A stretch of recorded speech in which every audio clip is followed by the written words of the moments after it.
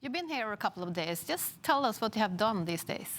So we've done a couple of things. First of all, we had a wonderful meeting. We were hosted by the Crown Prince, His Royal Highness of Norway, in the palace, and we had a variety of issues that we've discussed that pertain obviously to the challenges worldwide and also in Norway. And I found him quite informed and truly the future king of all people in Norway, which is great.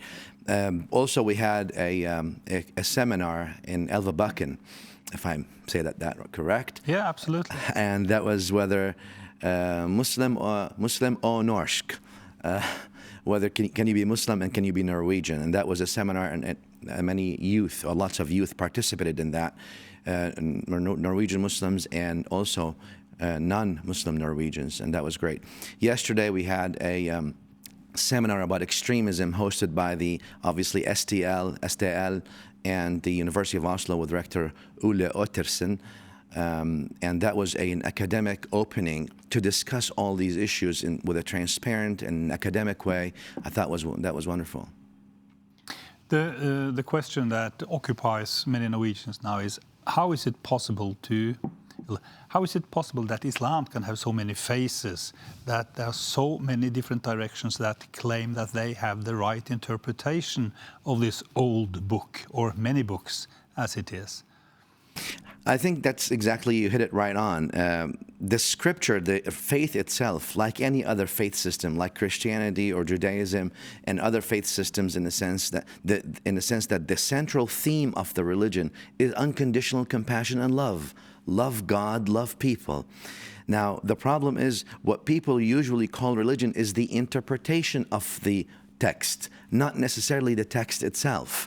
And obviously interpretation can go wide and wild at times. So it's the job of academics and scholars and also responsible members of the community to bring back the attention to the original scripture through education.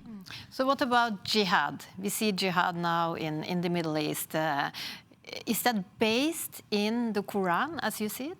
You can take anyone can go to the Bible or to the Old Testament or to the Quran and take any verse out of context and make whatever they want out of it. You've heard the old thing, out of context is a pretext. Anyone can do that.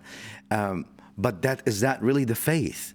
Violence is the language of the inarticulate. How can you be violent? A religion must come to give people life, all people, whether they believe in it or not to take life away from them. You have to give people hope, growth, and opportunity, regardless. Because if you believe in God, you believe He created everybody, not just you. But you're born in Syria? I was, actually, yes. In Aleppo. Correct. Which doesn't look like it looked when you left it 30 years ago. Yeah. It's bombed back to medieval age, more or less. And now, today, young Norwegians go to Syria to fight for IS, or ISIL, as you might say. Can you understand that? I can, in a way that, number one, there's ill-informed understanding of the whole situation. There's ill-informed understanding of the religion itself. Another thing which I also brought with the Crown Prince was we need to have homegrown Norwegian Muslim educated religious people, so we don't have to keep importing from outside. If we import from outside, they'll bring also outside values. And by the time they learn the Norwegian language, which comes with the culture, it's already 10, 15, 20 years. We need to have people who are educated here. Should we educate our own imams? That's exactly the point I was talking about. 100%. We think, all right, surely we need the Muslim community in Norway to integrate with the wider society. That's important because we share lots of shared values. But it's important that we don't leave the training of imams and training of religious scholars that are Norwegian to the outsiders. We need to have, because you see, when you have a homegrown Norwegian imam who went to schools here, who dealt with people, who knows everybody, there's lots of values and culture shared. We understand each other. But when we bring someone imported, with all the respect, there's a gap. There's a cultural gap. There's a language gap. There's all kinds of gaps. And you see these young Norwegians going to Syria to become jihadists. Yes, you mentioned the Norwegian imams, which is the key point here. But other ways to prevent extremism in Norway? Like I said, I mean, most of my encounter with the Norwegian Muslims, they're really great people, and they want to work, and they want to do it. I think the only way we can encounter violence and extremism is through education, and that's why I appreciated the notion by the University of Oslo. Look, we need to do more education, more education. The answer is education, education, education. If you think education is expensive, try ignorance. Your native country is Syria. We see this catastrophe in the Mediterranean. We have a discussion in Norway, as in the rest of Europe. If we are going to receive refugees, we're talking about 10,000 now in Norway. You left 30 years ago. What do you think?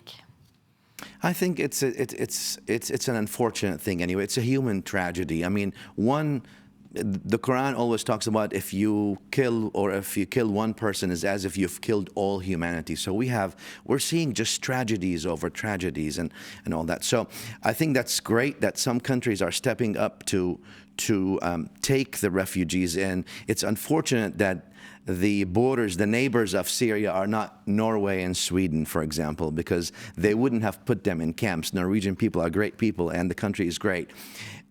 Because it's important also to give people a dignified life. But I mean, that's not necessarily the ideal situation in my view. The ideal situation is to have peace in Syria so people can live in their homeland and make it prosperous and grow. But if you do bring them here, I think there's a social responsibility upon all of us, academics and scholars and community leaders, to make sure that we don't just bring them and leave them in some neighborhood and let them just grow on their own and let the problems that they may have fester. We need to all help to sort of bridge the gap and bring about a more participant, positive, contributing segment of society if it's going to be Norwegian. I don't know if you have met any of our really extreme young Muslims while you've been here, but do you think they will listen to you? You know, you come from the States now, and the United States, that's the big Satan for these people. Hey, look, I mean, I believe that human beings are human beings, whether they're Americans, Syrians, Norwegians, whatever they are. We all have the good, the bad, and the ugly. America, I believe, is a great place, and it's not ideal. There's no ideal place. I mean, but we try to be the best we can. I think the problem with people who go extreme is a couple of issues. Obviously, education, social issues, going from zero to hero. They want to find their place in the world, and because we have this vacuum there's no balanced Islamic education that's offered. I mean, obviously the mosques are trying to do the best they can, but they're not equipped enough and they don't have everything they need. So people resort to the internet. Once you go to Google, there's the good, the bad, and the ugly, and sometimes more than often, you're going to end up in the wrong hand. And with the internet age today, these extremists have really utilized that to the best, as you probably know, and it's very difficult. Thanks for coming into our studio this morning, Dr. Mohammed Al Ninowy. Thank you so much, and you have a wonderful day.